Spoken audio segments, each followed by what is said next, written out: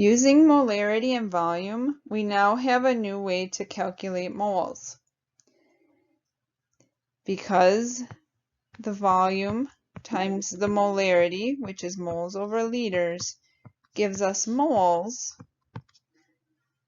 we now have added to our toolbox of calculations.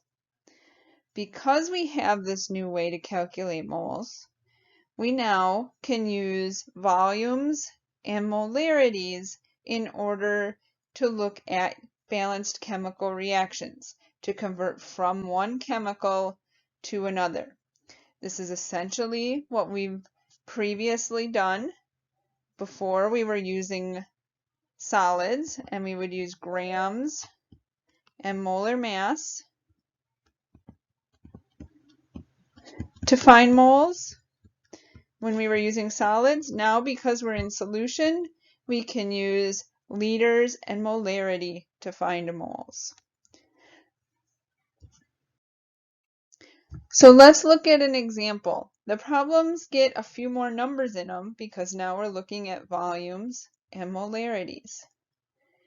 But again, we have our balanced chemical reaction to help us relate one compound to another.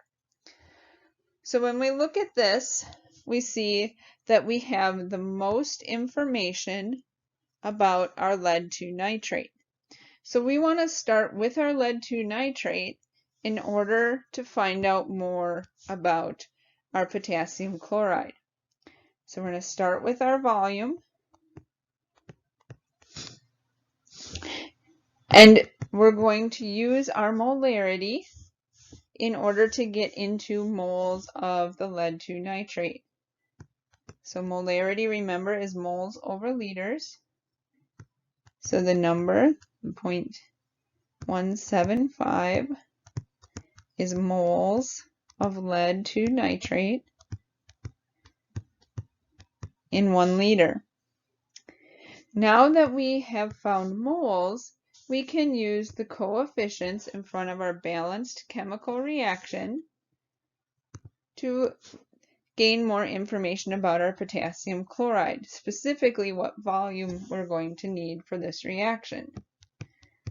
So from our reaction, it says 1 mole. There's nothing written, we assume 1.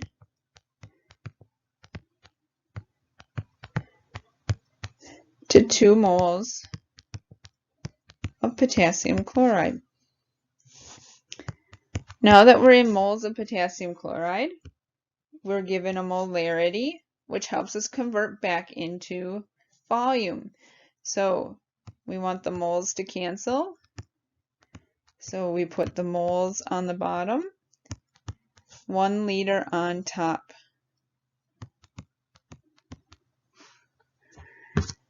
And we can solve by multiplying across the top, dividing by anything on the bottom, and we see that we need 0.350 liters of our KCl solution.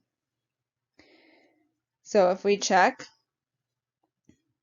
this number makes sense because we need about 2 times more moles of potassium chloride, and the molarities are pretty close, but the lead-2 nitrate is slightly greater. So the volume should be a little more than 2 times the volume of the lead-2 nitrate, which it is. So here is an example problem for you. See if you can calculate what the molarity of the base. So bases have hydroxide.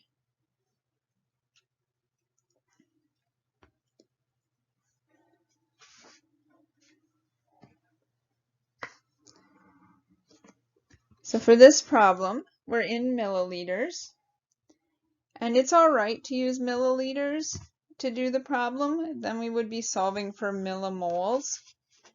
But if you prefer, you can convert the milliliters to liters. So let's do it that way. Let's convert milliliters to liters. Again, we have the most information, volume and molarity, about our hydrochloric acid. So let's do a quick conversion. Might as well do it right in our dimensional analysis.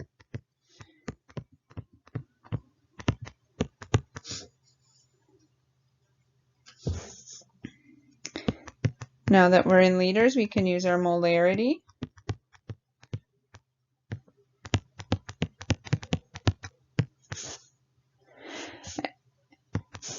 To get to moles. And now that we're in moles, we can use our balanced chemical reaction. So we know that there's 2 moles of HCl to 1 mole of barium hydroxide. Now at this point, we know that our molarity is moles over liters. And we've got moles of barium hydroxide, but we don't have any volume for the barium hydroxide in the denominator.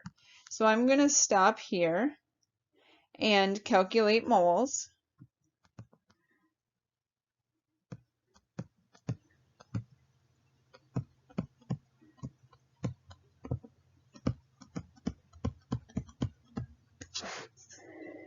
And we can use our volume to calculate liters.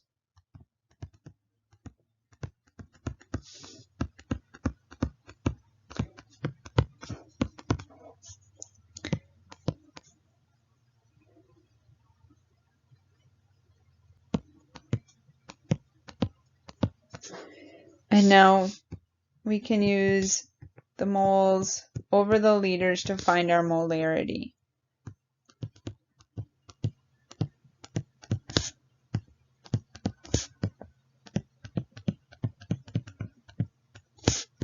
Divide by our liters.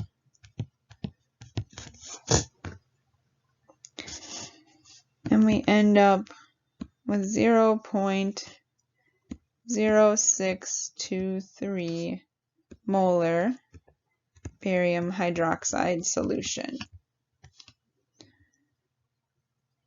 Which would make sense. Our concentration of hydrochloric acid is a little less than double the molarity of our barium hydroxide, and it takes 2 moles of HCl to react with 1 mole of our barium hydroxide.